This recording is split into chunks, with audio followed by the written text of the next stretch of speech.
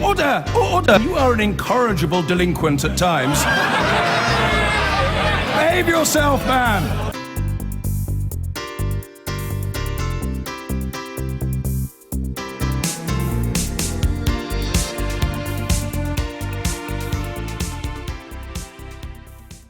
Well, if the Conservatives think they've got problems, Labour is imploding so fast there's barely a member of the original shadow cabinet left. Jeremy Corbyn was met with jeers in the Commons as he accused his detractors of indulging in internal manoeuvring. Tonight, he'll be speaking at a rally on the left-wing Momentum group down the road in Whitehall as dozens of his own backbenchers join the growing clamour for him to go.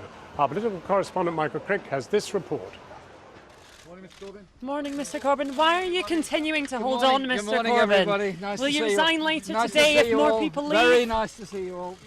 Thank you so much for coming along today. Did you discuss your statement last night with Tom Watson, Mr. Corbyn? Jeremy Corbyn's fighting to remain Labour leader rather more tenaciously than he fought to remain in Europe. And Corbyn's friends remain adamant he won't quit. No, not at all. No, he's the elected leader of the Labour Party by the party members. They're the sovereign body. So no, Jeremy shouldn't resign at all. At 9 a.m. at Westminster, Corbyn held a 20-minute meeting with his deputy, Tom Watson. I'm told the two men spent the first 5 minutes discussing Glastonbury, but then Tom Watson told Jeremy Corbyn he'd lost a lot of his authority among Labour MPs and that it was now inevitable there'll be a leadership challenge. Watson didn't tell Corbyn he should resign, but he did ask the Labour leader whether he really wanted to go through what was bound to be a bruising contest.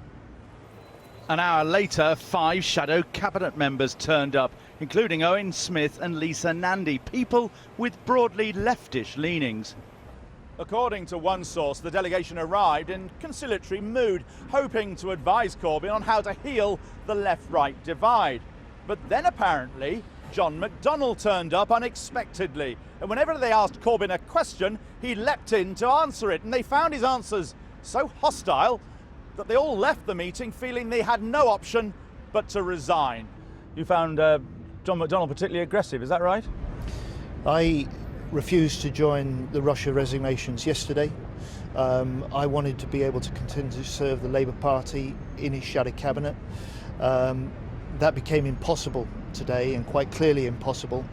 And having promised to be a broad and inclusive leader when he started, he's now lost MPs across the political breadth of the Labour Party, including people like me who wanted to make Labour work under his leadership. After 12 names left the shadow cabinet yesterday, this morning, Jeremy Corbyn announced replacements, with Emily Thornberry shadowing Foreign Affairs and several new names, such as Clive Lewis at Defence, only elected MPs last year. But today saw 11 resignations in all. 3/4 of the shadow cabinet have now gone. Perhaps the biggest loss today was Angela Eagle, often a good stand-in for Corbyn at question time. She seemed tearful. Angela Eagle, why have you resigned?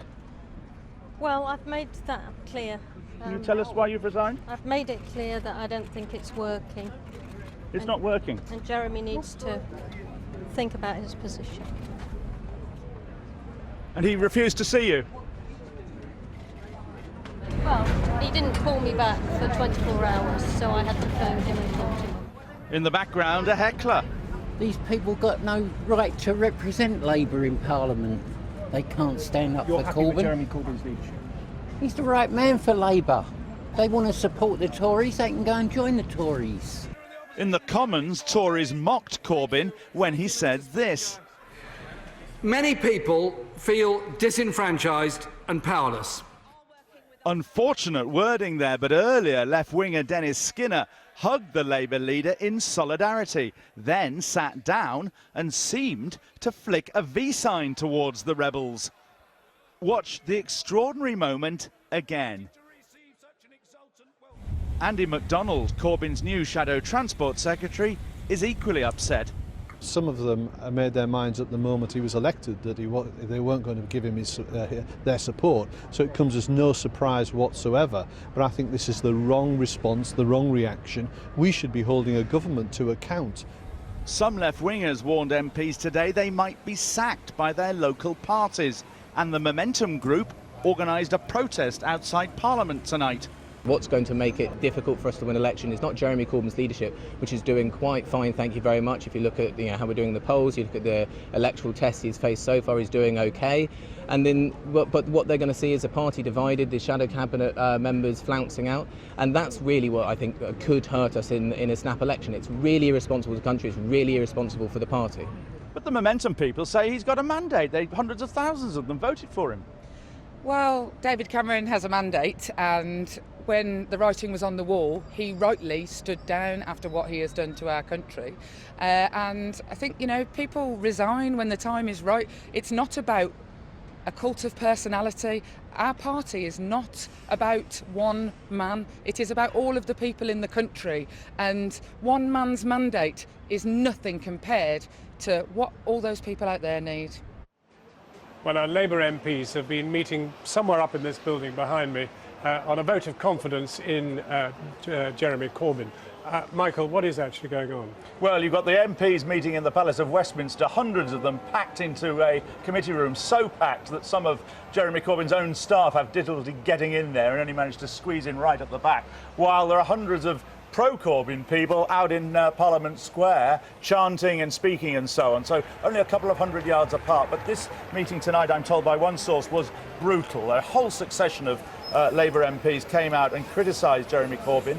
Only one MP spoke in his favour by the time I'd left, which was, I'm told, Barry Gardiner, who was appointed to the shadow cabinet today. And there were powerful speeches from people like Alan Johnson, who, according to one MP I was speaking to, was angry, and this MP said he'd never seen Alan Johnson angry before, but Johnson, was saying apparently that Jeremy Corbyn's office had undermined the Labour In campaign, had never sent people along to the weekly meetings, and had toned down the messages of the campaign.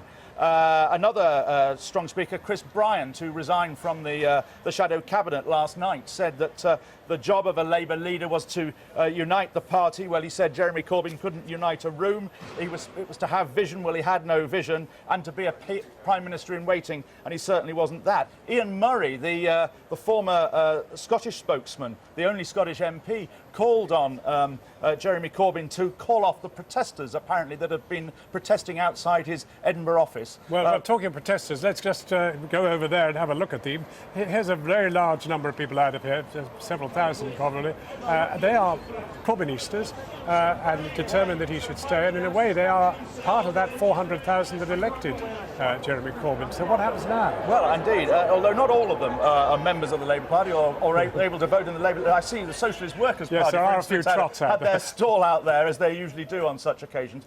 This is the extraordinary division between the Parliamentary Labour Party, where Jeremy Corbyn probably hasn't got more than 2 or 3 dozen supporters, and the Labour Party outside, where his people claim they've still got the membership. Right. Others dispute that. Michael Crick, thank you very much indeed. Joining us now, Diane Abbott, one of the shadow cabinet members who has stood by Jeremy Corbyn since the referendum result, taking on the shadow health secretary brief, and Owen Smith, who earlier today resigned as shadow work and pension secretary in protest. Owen Smith, I gather that when you actually had your discussion with Mr Corbyn, you said, are you prepared to split the Labour Party over this? What was his answer? Well, I didn't get an answer that I was happy with, and I felt that Jeremy didn't appreciate the grave risk that happens, and that is why ultimately I felt I had to do something that I did with an incredibly heavy heart and resign. John, I just want to say, I admire Jeremy Corbyn in many, many ways. I served in his shadow cabinet, not just out of loyalty to the Labour Party, because I believe he is right about many of the economic observations he's made. He is right that we need an anti-austerity Labour government. He's right that we need investment in schools and infrastructure and on industrial areas. He's so right what's about the all problem? of that. Well, the problem is I don't think we can win with Jeremy. And the problem is he has now lost such faith and trust in the Parliamentary Labour Party, and I fear amongst Labour voters that we risk both splitting the Labour Party, which would be absolutely criminal, and not winning election. I can't stand by in the shadow cabinet, much as I wanted to, and went into that meeting today hoping to still work alongside Diane. I can't stand by and let that happen. Diane Abbott, nearly everybody's resigned has said the same thing, that in fact he's a sweet and lovely guy and he has good beliefs, but he's no good at running the party. If they really thought he was so sweet, they wouldn't be making the bogus allegation that he is responsible for Brexit winning. Jeremy covered thousands of miles up and down the country trying to get Labour voters out. Owen Smith says it's got nothing to do with it. It's Cameron's fault that we've got. It's absolutely not Jeremy's fault, Diane. You know I think that's what I'm saying. Fault. But what I'm saying is that we got 60% of Labour voters out. If Cameron had got a similar proportion of Tory voters out, Brexit would have lost. But we have a devastating dichotomy here between somebody who's in touch to some extent with the alienated people who voted because they have suffered austerity and all the rest of it. They voted against Europe because they wanted to vote against anything that any of you politicians wanted to say to them. And that's what they've done. So how do you connect with them? Because basically this place is completely out of touch with your valley too. Well, I think that's right, and I personally feel we shouldn't have been making an argument in favour of free movement. I think free movement is something that we can make a progressive case against. It is a free market in people, with people being traded as low-wage commodities. And I think that was a mistake we made in this election. Owen and I disagree on this. There are people in the Parliament, a lot of them, who think that it's all about immigration. And the answer is to move right on immigration and make promises on ending free movement, which actually we can't fulfil. Because even after Brexit, if you want to be part of a single market, you've got to have a measure of free movement. But if that is the case, why wouldn't Jeremy Corbyn, however, once the chips were down and this thing had to be won, why wouldn't he stand with David Cameron and say, look, there's one thing that unites us, it's the single market and freedom of... They both agreed on that. We saw what happened in Scotland when we did that. We destroyed our vote. Jeremy could not have worked harder. It isn't his fault we lost the Brexit vote. And this coup, because it is a coup... But you accept he refused. He wouldn't stand with the Prime Minister. We saw what happened in Scotland. Why should he do that? But my point is this... It's a red herring, John.